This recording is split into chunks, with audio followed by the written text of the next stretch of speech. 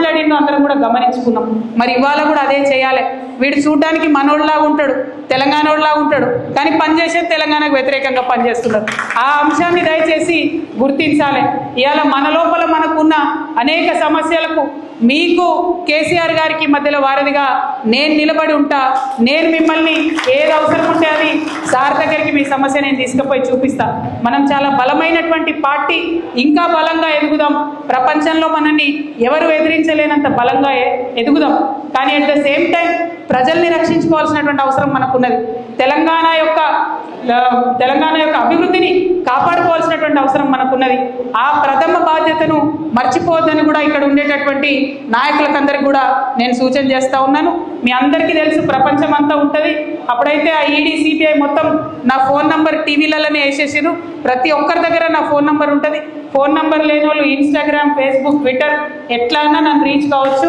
మీకు ఏ సమస్య ఉన్నా తీర్చేటటువంటి బాధ్యత నేను తీసుకుంటా.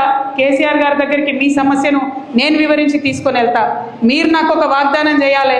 భద్రాచలంలో ఉప ఎన్నిక వస్తే ఎట్టి పరిస్థితులలో మళ్ళా ఇదే గులాబీ జెండా ఎగిరేయాలని చెప్పి మాట మీ అందరి దగ్గర నేను తీసుకుంటా ఉన్నాను. మరి ఇక్కడికి భద్రాచలంతో నా అనుబంధం ఇప్పటిది కాదు, అనేక సంవత్సరాలది.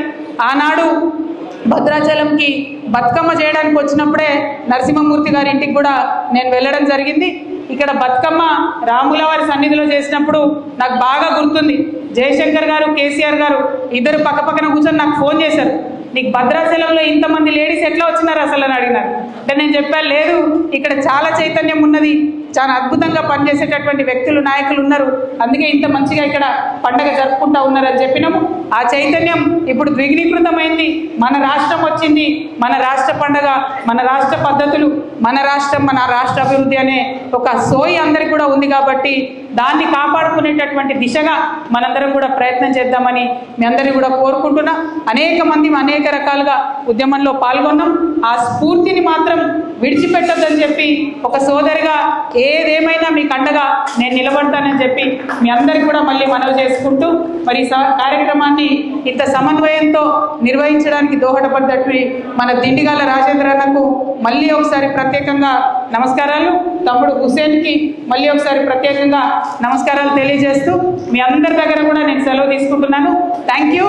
జై తెలంగాణ, జై కేసీఆర్, జై తెలంగాణ.